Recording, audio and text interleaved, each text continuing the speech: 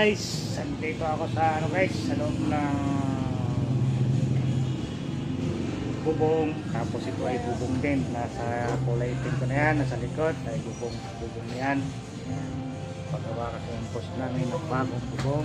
Kaya dito ako ngayon, gagawa kami ng dingding. Ayan mga idol.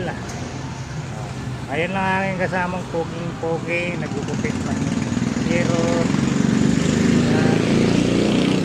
Yan yung papuntang labasan. Ito yung kante ng aming boss, yung may lamisa. Kaya ito ako sa loob dahil maglalagay kami ng dingding. Madilim dito at mainit mga idol dahil double bubong kami. Thank you for watching.